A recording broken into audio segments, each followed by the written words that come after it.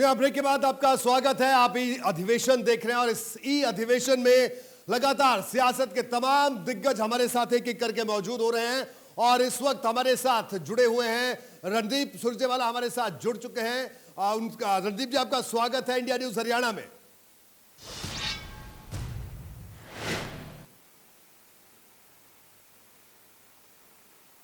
जी रणदीप जी, क्या मेरी आवाज सुन पा रहे हैं?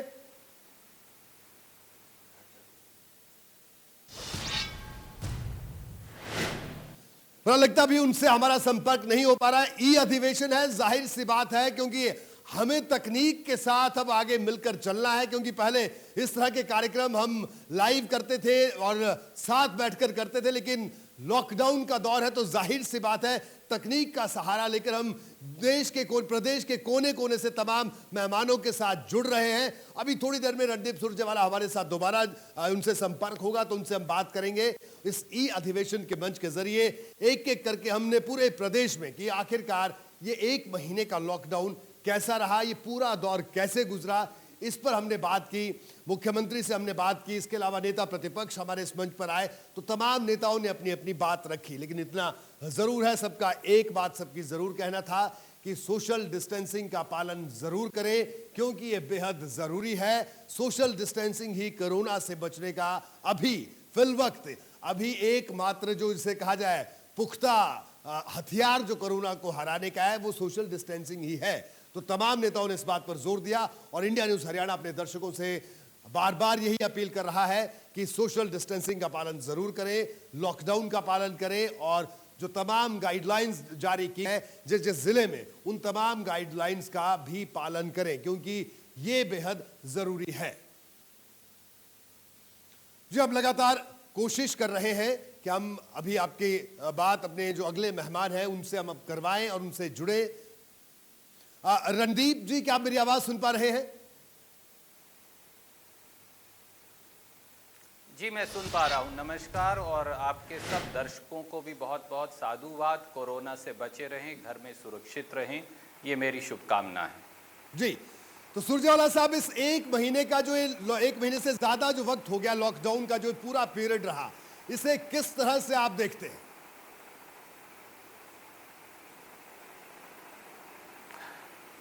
लॉकडाउन में पूरा देश इकट्ठा है, वो हमारे हरियाणा की सरकार हो, वो या देश की सरकार हो, विपक्ष हो या कोई और व्यक्तिगत व्यक्ति या समूह, सबने सरकार का समर्थन देने का वादा निभाया है। विपक्ष के तौर पर यह हमारी जिम्मेवारी है कि जहाँ जहाँ खट्टर सरकार मार्ग से भटक जाए या जहाँ जहाँ संक्रमण की स्थिति बढ़े या फिर अर्थव्यवस्था डोले या फिर किसी के अधिकारों पर आघात हो देश में या प्रदेश में, एक सजग प्रहरी के तौर पर हम सरकार को आगाह भी करें, रचनात्मक सुझाव भी दें और ज़रूरत पड़े तो उनको सही रास्ते पर लाने का प्रयास भी करें।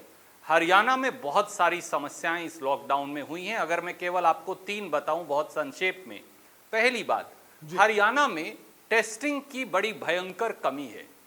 हमारे यहाँ लगभग 30, 32, 35 हज़ार आदमी विदेश से आए, वो चाहे हमारे नागरिक हों या विदेश में रहने वाले हमारे साथी हों, आज तक उन सब का भी कोरोना टेस्ट नहीं हुआ।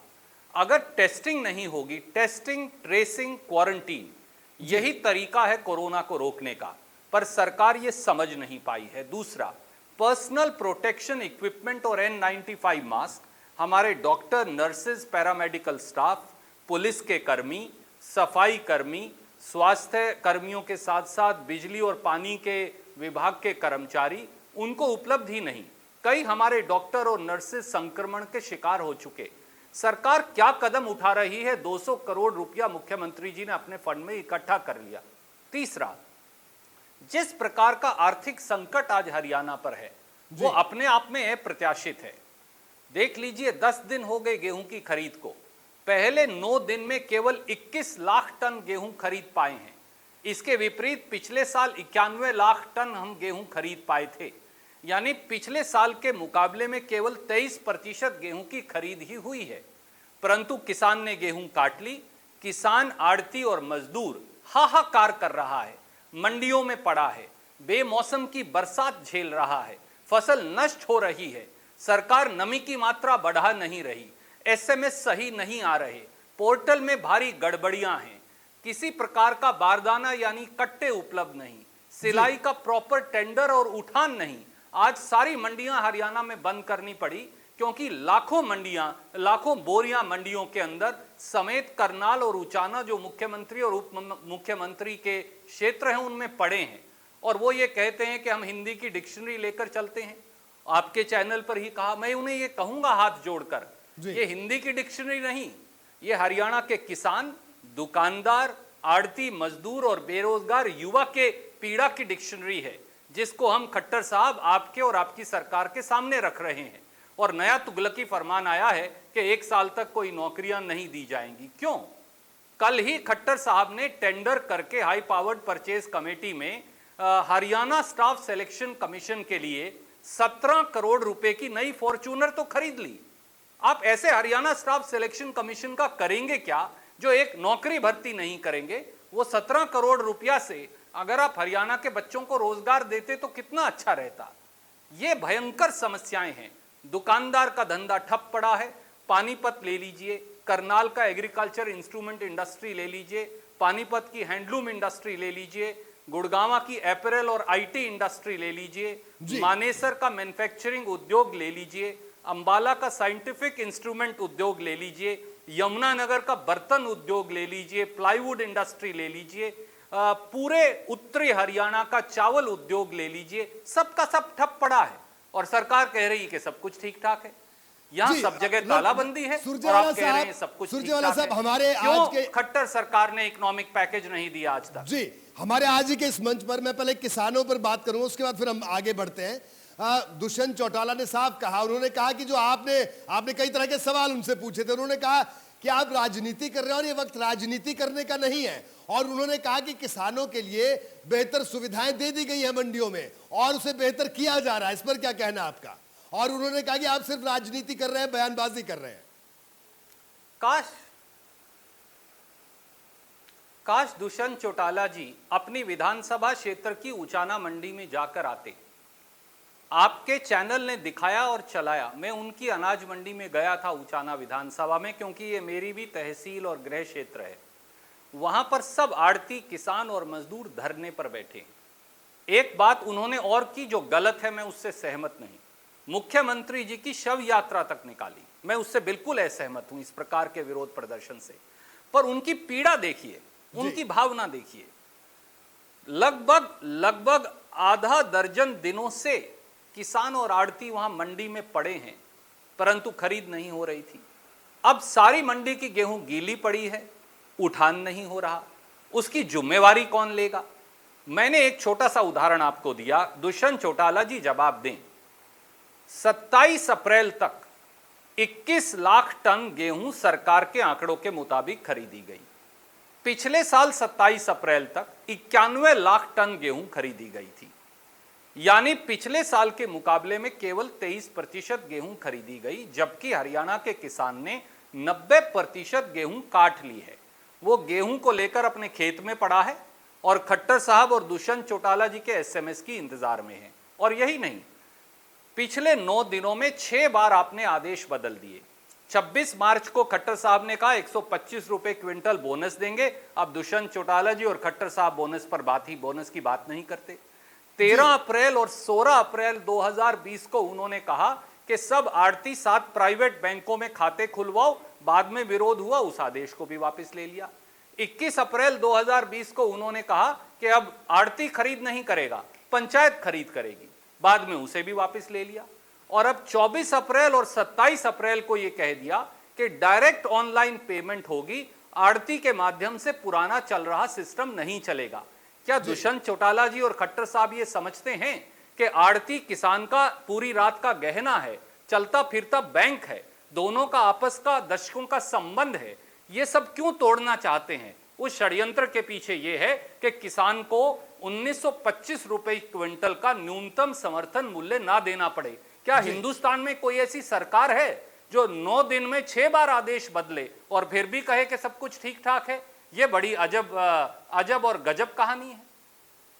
जी बिल्कुल, तो ये तमाम बातें आप कह रहे हैं, लेकिन इसके अलावा हम एक और बात करना चाहेंगे जो तबलीगी जमात के लोगों के लिए पूरे देश भर में एक तबका है, वो कह रहे हैं कि साहब इनकी वजह से ज्यादा संक्रमण फैला। आपका क्या कहना है? मैं आपको पहले तो सवाल का साधुवाद दूंगा और इंडिया न्यूज को भी। देखिए, नमस्ते ट्रंप और तबलीगी जमात, इन दोनों से इस देश में संक्रमण बढ़ा, पर इनके लिए जिम्मेवार कौन है हमें समझना पड़ेगा। नमस्ते ट्रंप का तो सबको पता है, और गुजरात के आज क्या हालत हैं, सबसे ज्यादा डेथ रेट है, सबसे ज्यादा संक्रमण है। पर तबलीगी जमात यही कार्यक्रम महाराष्ट्र में करना चाहती थी, जहां कांग्रेस की कोएलिशन सरकार है। हमने उस परमिशन को खारिज कर दिया, परंतु अमित शाह जी के गृह मंत्रालय ने निजामुद्दीन में इस कार्यक्रम की इजाजत दी। क्यों? क्या गृह मंत्री अमित, अगर तबलीगी जमात के लोग टूरिस्ट वीजा पर यहां आकर धर्म प्रचार कर रहे थे, तो उन्हें टूरिस्ट वीजा दिया किसने?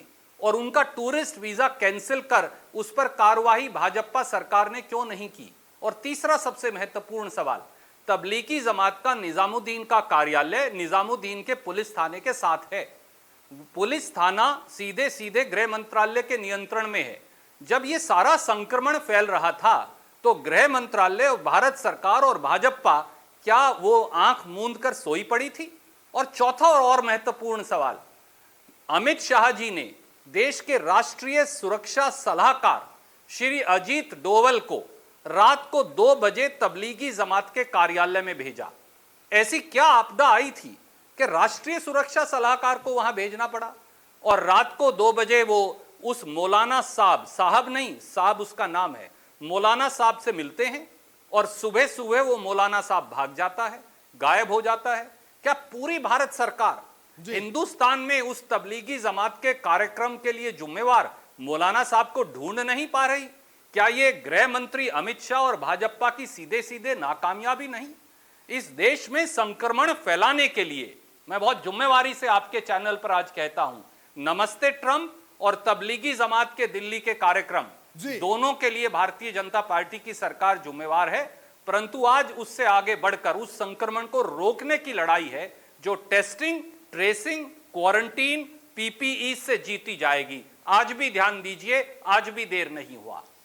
जी रणदीप जी, अगर अनिल विज साहब की बात करें तो उन्होंने एक बकायदा, जिसे कहा जाए, आदेश जारी किया कि मंडियों में अब कोई नेता नहीं जाएगा तो कार्रवाई होगी। और ये कहा जा रहा है कि जब आप मंडी में गए उसके बाद इस तरह का ये आदेश आया कि, और बार बार आप पर सवाल उठे कि आपको मंडी में जाने की क्या जरूरत थी, क्योंकि वहां भीड़ इकट्ठा हो गई थी। मैं आपसे सवाल पूछता हूं। आज खट्टर साहब भी ये कह रहे थे, मेरे बुजुर्ग हैं, मैं उनका आदर करता हूं, और अनिल विज साहब तो अक्सर ये कहते रहते हैं, हरियाणा और हिंदुस्तान में जिया उल हक का शासन है क्या? विज साहब और खट्टर साहब, ये पाकिस्तान है क्या? क्या यहां मार्शल लॉ लगा हुआ है कि आप अब लोगों की मंडियों में जाने पर भी रोक लगा सकते हैं?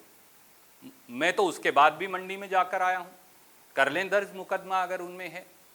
क्या कोई ये, अगर किसान मंडी में जा सकता है, अगर मजदूर मंडी में जा सकता है, अगर खरीद करने वाली एजेंसियां मंडी में जा सकती हैं, अगर अधिकारी मंडी में जा सकते हैं, अगर भारतीय जनता पार्टी के नेता जा सकते हैं, अगर उप मुख्यमंत्री के पिता ही कल जाकर आए हैं, मुकदमा दर्ज करेंगे। उप मुख्यमंत्री मंडी में जा सकते हैं। उनका कहना है कि जब आप गए तो वहां भीड़ लग गई, और ये भी कहा गया कि आप भाषण दे रहे थे। होने के नाते क्या ऐसा था? मैं आपसे जानना चाहूंगा रणदीप जी। देखिए, अगर आप मंडी में जाएंगे तो अपना मुंह सील लेंगे और किसी से बात नहीं करेंगे, किसान, मजदूर और आड़ती की पीड़ा नहीं सुनेंगे, जानेंगे और उसके बारे में नहीं बताएंगे, तो मंडी में जा क्यों रहे हैं? क्या अब हरियाणा के अंदर मुंह सीलने का तुगलकी फरमान चलेगा आदरणीय खट्टर साहब का? आदरणीय खट्टर साहब, मैं तो ये कहता हूं, बतौर मुख्यमंत्री के ये आपका पहला कर्तव्य है कि आपको हरियाणा की मंडियों में जाना चाहिए था। आपको करनाल मंडी में अपने विधानसभा क्षेत्र में जाना चाहिए, आपको बाकी हरियाणा की मंडियों में जाना चाहिए, आड़ती और किसान से मौके पर उनकी समस्या सुननी चाहिए। कैसे मुख्यमंत्री हैं आप कि आप अपने परिवार की समस्या सुनने के लिए मंडियों में जा नहीं रहे और जी। जो लोग जाकर उनकी पीड़ा को उजागर कर रहे हैं उन पर खट्टर साहब स्टे लगा रहे हैं, प्रतिबंध लगा रहे हैं। यह प्रजातंत्र नहीं, यह तानाशाही की निशानी है। मैं हाथ जोड़कर कहता हूं, तानाशाही मत करिए। किसान की, आड़ती की, मजदूर की समस्या को समझिए, जानिए, उसे आत्मसात करिए, उसे दिल में ठहराइए और उसका हल निकालिए, बजाय इसके के ठोक जी। दो, मुकदमे दर्ज कर दो, पाबंदी लगा दो, स्टे लगा दो। ये प्रजातांत्रिक तरीका नहीं हो सकता। ठीक है, इसके अलावा अगर अगर बात करें देश भर से, और हरियाणा में भी एक दो इस तरह के मामले सामने आए। आज हमने तमाम मेहमानों से भी ये सवाल किया, मैं आपसे भी करना चाहूंगा कि जो लोग, जो कोरोना वॉरियर्स हैं, पुलिस के लोग हैं, डॉक्टर की टीम है, उन पर जो लोग हमला कर रहे हैं और कई लोग उन हमला करने वालों को डिफेंड कर रहे हैं, ये मानसिकता तो गलत है सुरजेवाला साहब, ये तो मानना पड़ेगा।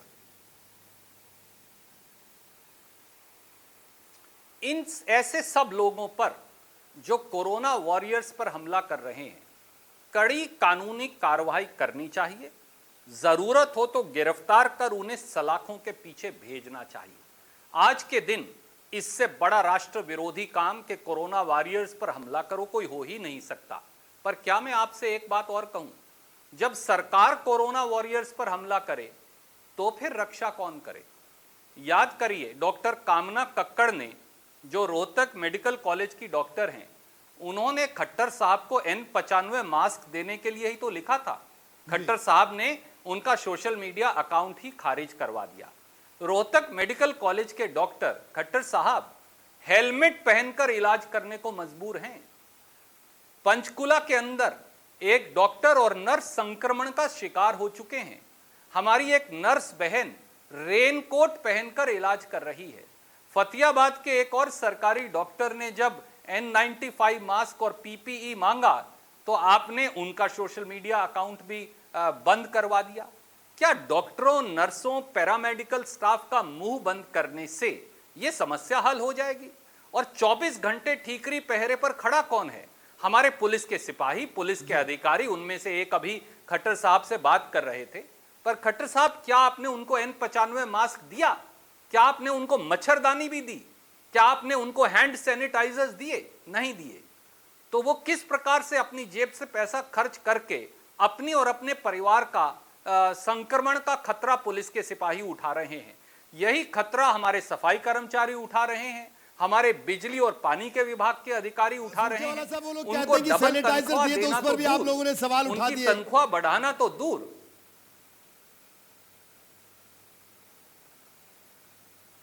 जी बिल्कुल, मैं आपसे एक बात कहता हूं, सरकार के पैसे से, सरकार के खर्चे से क्या मुख्यमंत्री और उप मुख्यमंत्री को भाजपा और जजप्पा की मशहूरी करने का अख्तियार है?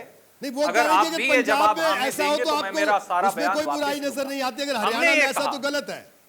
ये बात भी हमारे आज मंच पर कही है कि पंजाब में भी ऐसा ही हुआ। नहीं, देखिए, अगर पंजाब में कुछ गलत हो रहा है, अगर कोई कुछ गलत कर रहा है, तो आपको उसका गलत अनुसरण करना है या आपको सही रास्ते पर चलना है? हमने ये कहा कि भारतीय जनता पार्टी अपने पैसे से खट्टर साहब की फोटो लगवाए, बराला साहब की फोटो लगवाए और बांटे, बहुत अच्छी बात है, उसमें क्या गलत है। परंतु आप पैसा लोगों का, जनता का, तनख्वाह तो काट रहे हैं क्लास सी क्लास डी कर्मचारी की। 200 करोड़ रुपया तो आपने हरियाणा के कर्मचारियों को काट लिया, ऊपर से उनका LTC भी बंद कर दिया। लोगों को आप नौकरी देने पर 1 साल पर स्टे लगा रहे हैं और दूसरी तरफ आप व्यक्तिगत मशहूरी सरकार के पैसे से कर रहे हैं। यह गलत है, हमने केवल यह कहा था। जी बिल्कुल, तो ये संकट की घड़ी है और अभी जिस तरह की बात है, आने वाले दिन हालांकि बिल्कुल सोशल डिस्टेंसिंग का सब लोग पालन करें, ये अपील हम भी कर रहे हैं, आप लोग भी कर रहे हैं। तो आखिर में 2 सवाल है मेरे सुरजेवाला साहब आपसे। सरकार ये भी कह रही है, चाहे प्रदेश की सरकार हो या केंद्र में सरकार हो, कि ये राजनीति करने का वक्त नहीं है, इस वक्त सबको मिलकर इस जंग को लड़ना है। लेकिन बार बार कई कदमों पर सवाल उठाए जा रहे हैं, ये वो वक्त नहीं है। इस बात पर आप क्या कहेंगे? क्या आप सहमत हैं इस बात से? देखिए, मैं सहमत हूं, आज राजनीति का समय नहीं। पर अगर हरियाणा के किसान की गेहूं नहीं खरीदी जा रही, आड़ती और किसान को बदहाली की कगार पर लाकर खड़ा कर दिया। आप सोचिए, 6 महीने की मेहनत किसान ने की, उसकी गेहूं खेत के अंदर सड़ रही है और खट्टर साहब की सरकार खरीदेगी नहीं, क्योंकि 12% से अधिक नमी खरीदेंगे नहीं। मंडी में खरीदी गई आड़ती की गेहूं गीली हो गई है, ना पानी की निकासी का इंतजाम है, ना तरपाल का। तो ऐसे में हम सवाल भी ना उठाएं, सरकार को ये कहें भी ना कि भैया आप गेहूं की खरीद करिए। आपने हरियाणा के युवा की नौकरियों को 1 साल के लिए रोक दिया। काश खट्टर साहब आप उस माँ बाप की पीड़ा को समझते जिसका बेटा बेटी लायक है, काबिल है, पढ़ा लिखा है, गुणी है, नौकरी की तलाश में है, परंतु बेरोजगारी से घर बैठा है। तो आपको समझ में आती कि बेरोजगारी की टीस क्या होती है। आप ऐसा कभी ना करते कि स्टाफ सिलेक्शन कमीशन को 17 करोड़ की फॉर्च्यूनर और हरियाणा के बेरोजगार को, युवा को ठेंगा। ये गलत है। हम ये पॉइंट आउट करेंगे। जब आप टेस्ट नहीं करेंगे, आप डॉक्टर को पीपीई नहीं देंगे, आप पुलिस के कर्मचारियों को इग्नोर करेंगे, सफाई कर्मचारियों को इग्नोर करेंगे, तो हमारा कर्तव्य है कि हम ये बात बताएं। ये राजनीति नहीं, ये एक सजग प्रहरी की भूमिका है जो हम निभाएंगे। और देखिए हरियाणा के उद्योग धंधे ठप पड़े हैं जी। श्रीमती सोनिया गांधी जी ने प्रधानमंत्री जी को लिखा कि 1 लाख करोड़ का पे पैकेज और 1 लाख करोड़ का क्रेडिट पैकेज इस देश के एमएसएमई सेक्टर को दिया जाए, ताकि वो 30% देश की जीडीपी देते हैं। इसमें गलत क्या है? क्या खट्टर साहब को आगे बढ़कर आज करनाल की, जो उनका विधानसभा क्षेत्र है, एग्रीकल्चर, इंस्ट्रूमेंट इंडस्ट्री और चावल उद्योग को सपोर्ट नहीं करना चाहिए? क्या उन्हें पानीपत के हैंडलूम उद्योग को सपोर्ट नहीं करना चाहिए? कैथल के चावल उद्योग को सपोर्ट नहीं करना चाहिए? प्लाईवुड इंडस्ट्री यमुनानगर और साइंटिफिक इंस्ट्रूमेंट इंडस्ट्री अंबाला को सपोर्ट नहीं करना चाहिए? आपको माफी के साथ रोकूंगा, फरीदाबाद, महेंद्रगढ़, बावल। जी, एक आखिर में एक हल्का फुल्का सवाल भी आपसे करना चाहूंगा कि इस लॉकडाउन के इस पीरियड को आप किस तरह से, आपकी दिनचर्या में किस तरह का बदलाव आया है, ये हम जानना चाहेंगे। क्या कहना, क्या आजकल कर रहे हैं आप? देखिए, सबसे अच्छा बदलाव तो ये आया कि माँ के साथ समय गुजारने का और माँ का आशीर्वाद लेने का वक्त मिला जी। मुझे लगता है, जैसे कहा था कि यक्ष ने जवाब में कि पृथ्वी से बड़ा कौन है, तो युधिष्ठिर जी ने कहा कि पृथ्वी से बड़ी माँ है। मुझे मेरी माँ के साथ वक्त गुजारने का समय मिला, तो सबसे बड़ा बदलाव जिंदगी का सुखद अनुभव ये है। बहुत सारी किताबें पढ़ने का समय मिला, और चाहे वो आपका चैनल हो या दूसरे चैनल हो या ऑनलाइन पत्रिकाएं और अखबार हों, और ज़्यादा ज्ञान अपना वर्धन करने का समय मिला। मंडियों में जाने का समय मिला, खुद की गेहूं की फसल कटवाने का समय मिला, और जाकर किसान, मजदूर, गरीब, दुकानदार की पीड़ा आत्मसात कर बांटने का समय मिला। मुझे लगता है कि यही सबसे बड़ा अनुभव है जो पूरी जिंदगी मेरे साथ रहेगा। जी बिल्कुल। रणदीप सुरजेवाला साहब, आपका बहुत बहुत शुक्रिया इंडिया न्यूज हरियाणा के इस ई अधिवेशन में शामिल होने के लिए। तो रणदीप सुरजेवाला हमारे साथ मौजूद थे, जिन्होंने सरकार से कई सवाल पूछे हैं। उनका कहना है कि किसानों की जो खरीद है उसको सही तरीके से किया जाए, और दुशाना को उच्चाना मंडी में क्या जाना चाहिए, उन्होंने ये सवाल भी पूछा है। क्योंकि उनसे ये सवाल पूछा गया कि आखिरकार वो मंडियों में क्यों गए, तो उन्होंने सवाल पूछा कि सरकार के लोग क्यों जा रहे हैं मंडियों में, और कई दिनों तक खरीद नहीं हुई। इस पर भी सवाल रणदीप सुरजेवाला ने उठाए।